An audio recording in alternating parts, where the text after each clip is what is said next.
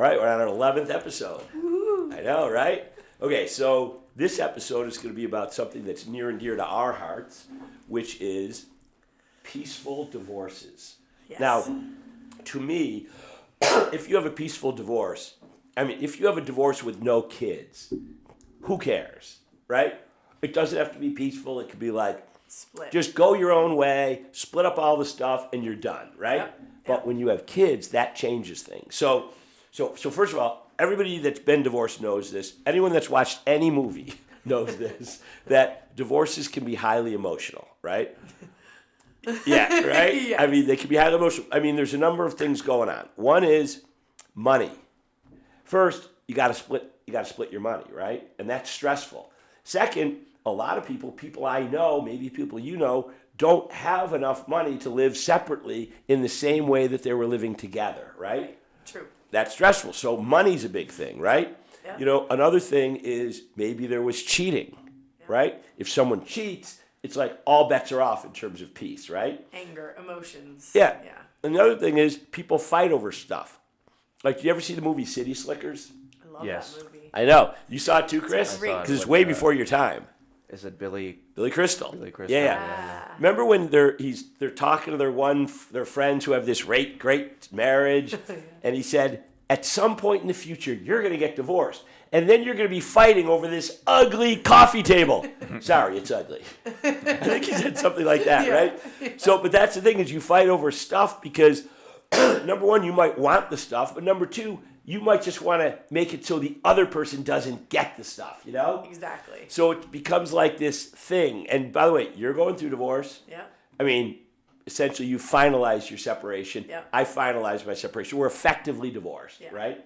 So the other thing is that we've experienced with friends and people that we know, sometimes one person wants a divorce and the other doesn't want a divorce. Or at least they don't think they want a divorce, right? Right. Because I think they do want a divorce because divorce is two-way, right?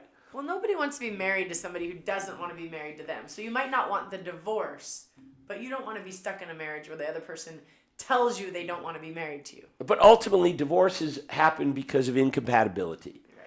And if you're incompatible, you might be afraid to leave. Yeah. You might think that you have feelings for the person because they're about to exit and suddenly you want to hold on tighter. But usually divorces happen over time. They happen when you chip a little bit away for a long time and soon you're living separate lives and you don't want the same things anymore.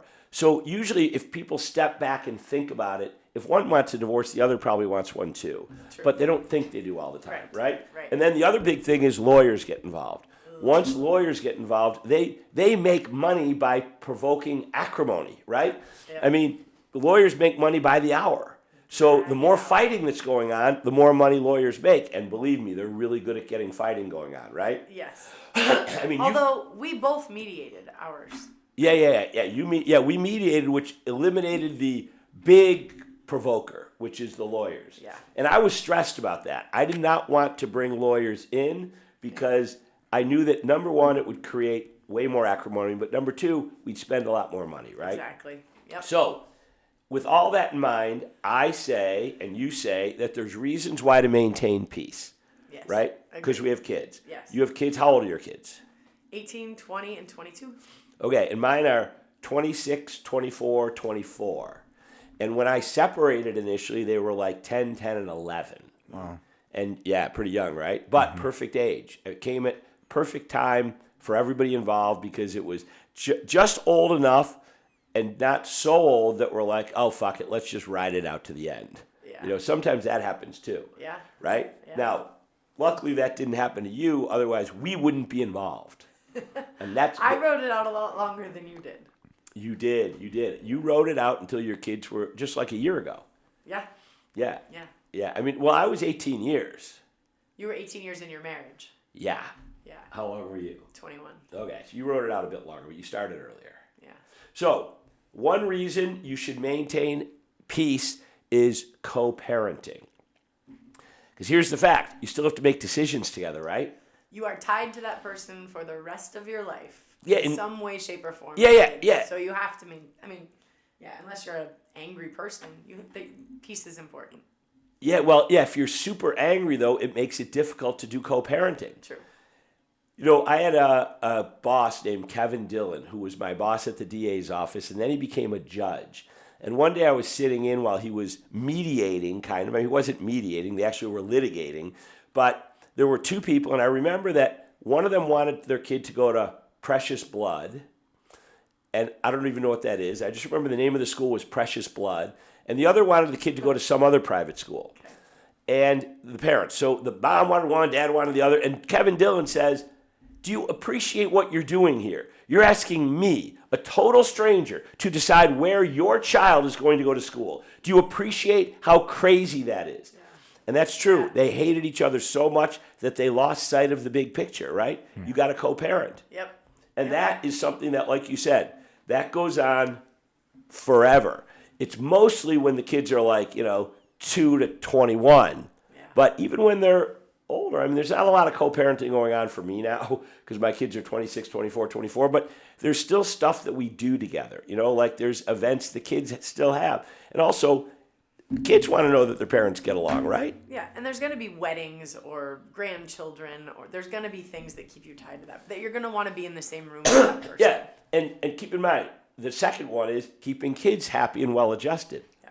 How many times, I probably could count because I haven't interacted with that many people, but I can't. It's hard to count how many times I've seen kids who are not well-adjusted because of their parents using them as weapons against the other party, right? And it screws up kids, right? Have you ever seen that? I mean, you've dealt with a lot of kids. You're coaching kids and stuff. Oh yeah, absolutely. Yeah. Kids get torn in the middle. I mean, the worst thing is hearing a divorced couple talk about staying together for the kids when the kids really wish they would have separated because there's anger in their house. Yeah, staying together for the kids is a little bit of a fiction because if you ask me, the number one scenario for a couple is to be happily married, right? Sure. The number two scenario is to be happily divorced. Then maybe the 3 and 4 scenarios in some order are to be unhappily married and then unhappily divorced, right? Yeah. But the first two scenarios are okay. I think unhappily divorced is better than unhappily married. Yeah, because at least you're not living in the same house and the kids don't see it. Yeah. But then that's when you're unhappily divorced and you don't have peace. That's when you're using the kids as a weapon against the other person, right? True. I mean, I've seen so many cases where one spouse calls the police on the other spouse. Like if the spouse comes to get the kids like an hour early. I knew this one couple that they'd go to get the guy whose daughter was his daughter and son were waiting to see him at the ex-wife's house. Stupidly, he would go to pick her up with his new girlfriend, which I think is a bad idea. But that said, he'd sit there in the driveway. If they picked him up at 5, they'd get there at like 10:02, and the mom would tell the kids, wait, you're not going out till 5 o'clock. So the kids would be just sitting there waiting till 5 o'clock when they could run out and see their dad, Yeah. But so the other thing is role modeling for kids. Because you want to show your kids how to respond to adverse situations, right? Exactly. I mean, Chris, you're not divorced.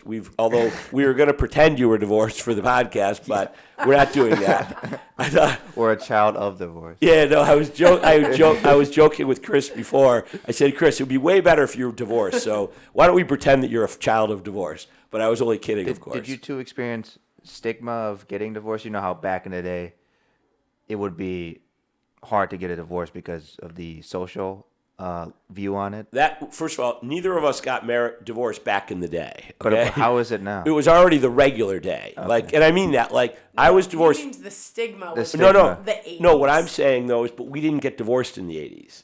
You know what I mean? Right. So we didn't experience the stigma. Right. But yes, back in the 80s and 70s, the divorce rate, I'll bet you, was way lower because there was a stigma. Like when I was growing up, hardly I didn't know anyone's parents who were divorced. Yeah, I will say that there are 2 people in my neighborhood who, when they found out I was getting separated, have cut off communication. So stigma from a children's standpoint, my kids would say no. Oh my God, your parents are getting divorced? No. But from a female standpoint, there are some people in the neighborhood that are having a hard time with it, which I think is funny, I guess. Well, from a kid's standpoint, one day my kids are 12, and 13 or something like that, and we're in the car with I swear I'm not overstating this, okay?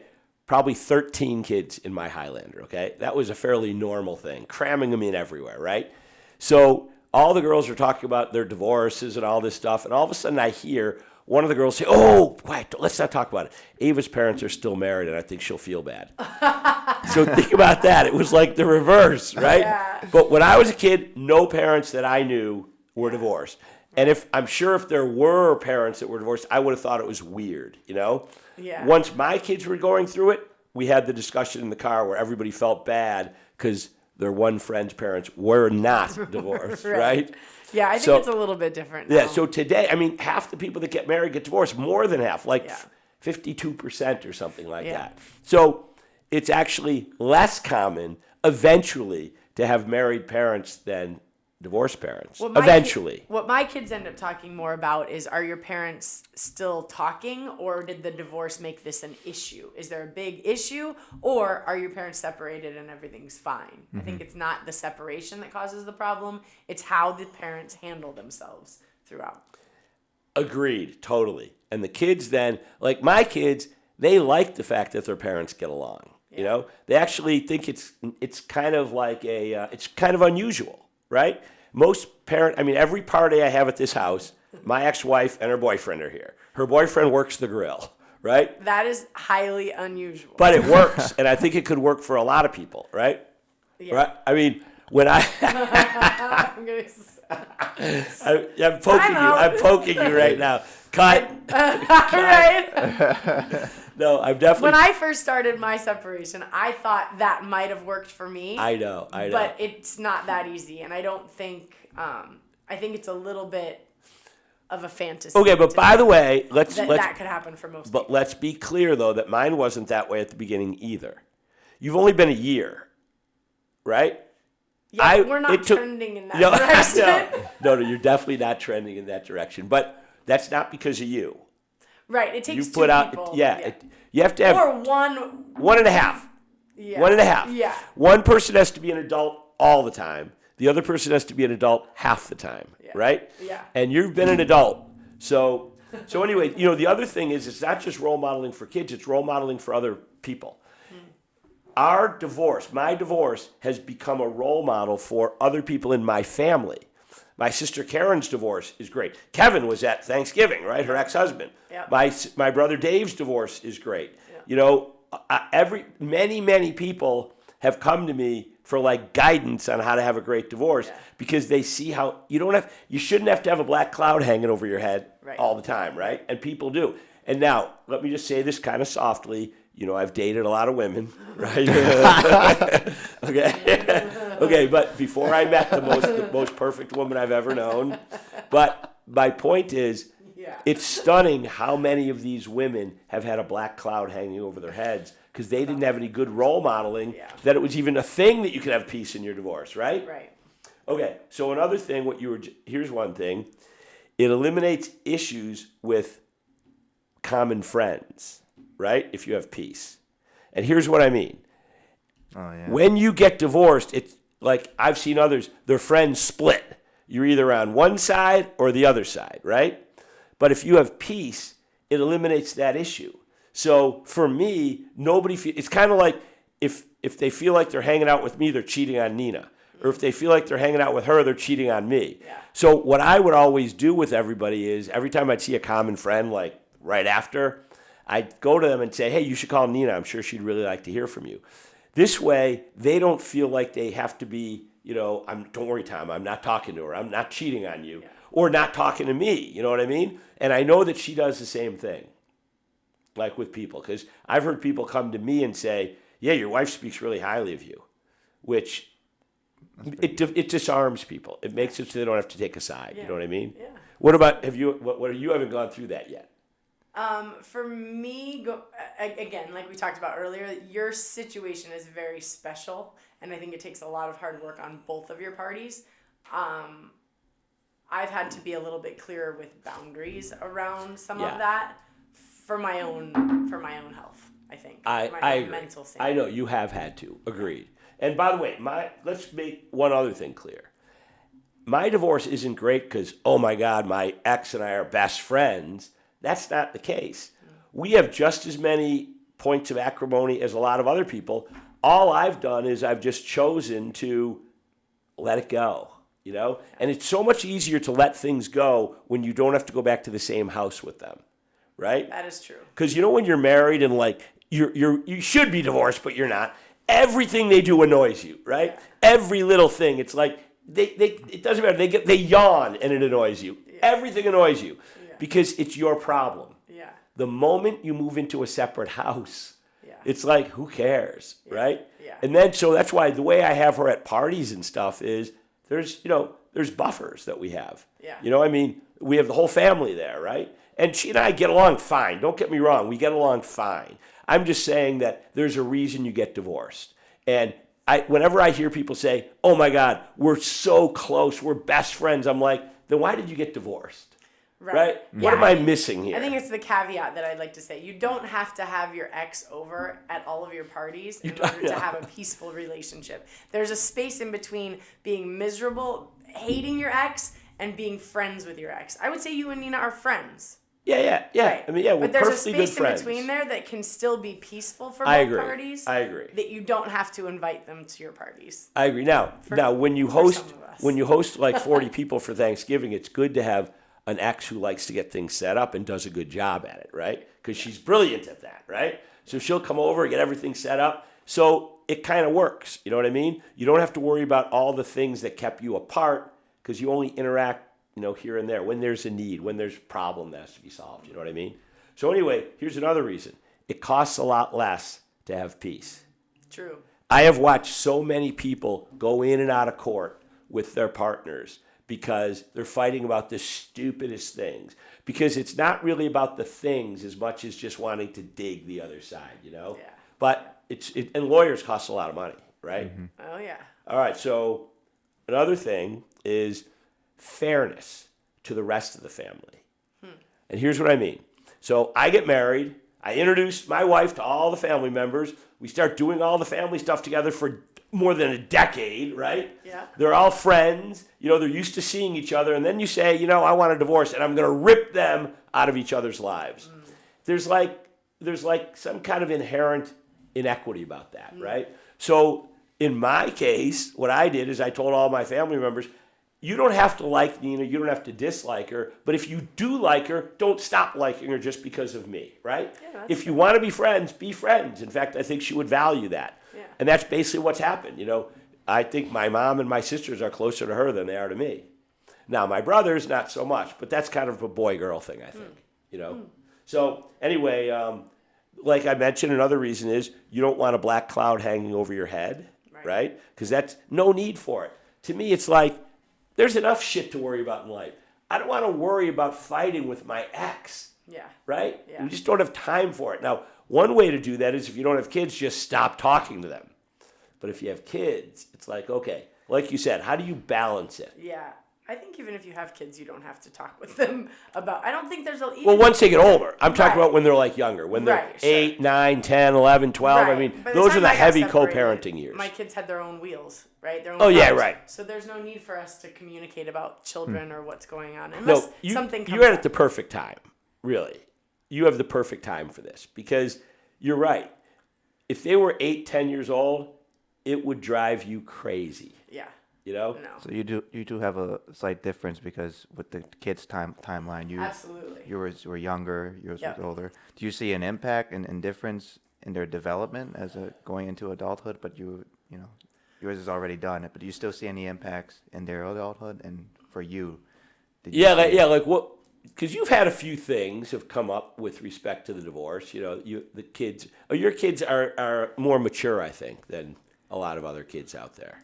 I think my kids understand that if I had separated from my husband earlier, I think I would have had to be a little more careful about my relationship with my ex because I would want my children to have a great relationship with my ex.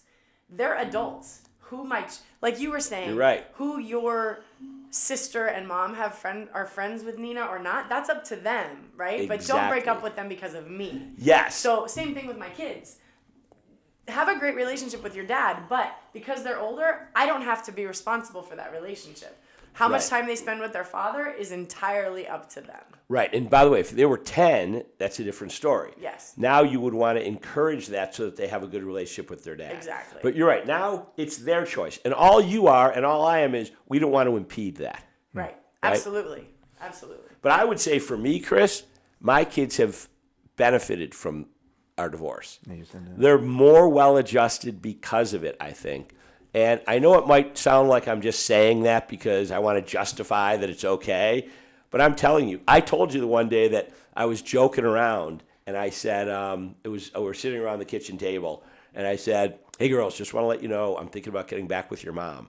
Then there was silence. And then I smiled and they all burst out laughing. And they're like, Dad, you and Mom are in a great place now. It would be terrible if you got back together, you know? Yeah. And they're right. For them, it's great because it's peace. It's like two different houses with, no fighting, no acrimony. It works. But if we had stayed together, the old stay together for the kids, it would have been terrible for them. Yeah. In fact, I just ran into somebody recently, trying to think of who, but they said, oh no, we were talking about it. We won't mention any names, but we were talking about it that somebody said to their dad and mom, why don't you get divorced already, okay? Yeah. Because it sucks being around you two. Yeah. That's when you say, now that's like way too late, right? They should have Right. figured that out. Totally. And that's a good example where it's like the kids are suffering every day now. Just get divorced already. Right. Have peace apart, Yeah, there are people that do that stay together just because they don't want to break up the home for the kids.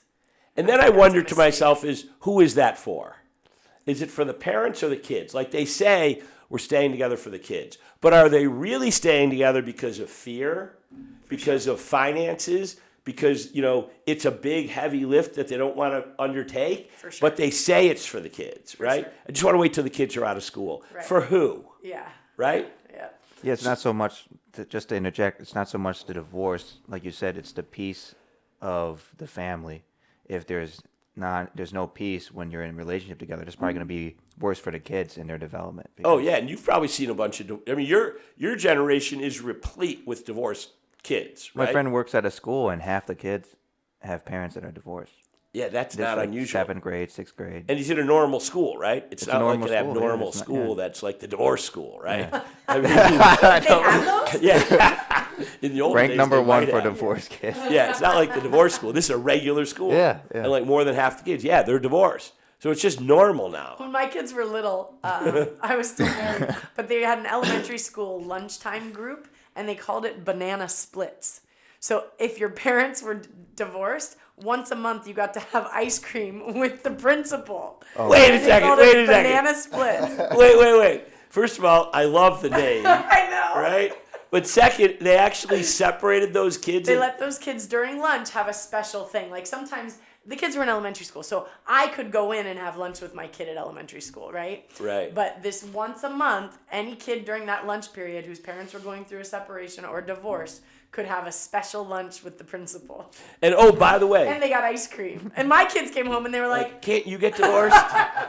So here's the thing. Even though there's a 50% divorce rate, it doesn't mean 50% of kids in elementary school are going through this because it probably happens later. Like a lot of people do Yeah. wait till the kids are out of Yeah. high school, right? Yep. So that's probably like more like a 25% or something, or not even, maybe 20% Yeah. at that stage. Although I do remember when I was taking my kids to school, I got to know all the divorced people, because I was a divorced guy, right? Because they were only 10, 10, and 11. Yeah. So I got to know like all the divorced moms. But every chance you get. no, but my point In fact, is, tell us how many there were, Tom. my point is, when you notice these things, you see there's quite a few, even in elementary school. Quite a right? few, he said. Okay, so anyway, there's another Oh, man. thing. There's another thing which is destruction of future relationships, right? If you have this ugly, acrimonious divorce, a lot of people aren't. You got to be really hot for someone to want to be around you, right? Like you'd get guys because you're hot, but think about it. Do you want to be around someone with all this negative baggage in their life? Do you? No, No. absolutely not. No. No, because we have enough shit. We have enough of our own shit. For sure. And when you get to, and believe me, I've met some women who have all this baggage, and it's tiring. Yeah. It's like every day I got to hear about how bad their ex is. You know what I mean? Yeah. Every day I got to hear about how bad their ex is. But I mean, eventually, and it's like it's never ending. You know what I mean?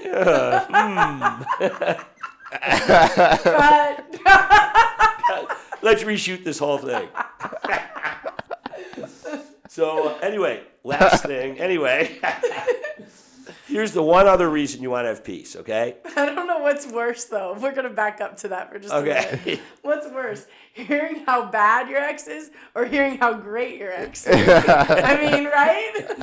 Wait, but what are you I don't know referring to that I me? want to hear either. Wait, what are you talking about? No, me? I'm I just don't saying do that. I'm saying Okay. in general. Right? Oh, yeah. Oh, no, I don't want to hear either. Yeah. Oh, I've met women and they're like, oh, my God, my ex and I are best friends. We get together all the time. I'm like, the fuck? You just want it to be a healthy working relationship. Yeah. It doesn't need Yeah, I don't to want be- somebody that's like, oh, my God, I can't wait to see her tonight. I'm like, Right, or no. see him tonight, right? It needs to be full of respect. I think if there's respect, then there can be peace. Yeah, exactly. I mean, it's different. It's one thing to have a friendship. It's another thing to be besties. Yeah. Right? Yeah. You don't want that. Yeah, no. Any more than you want worsties. You don't want either, right? Yeah.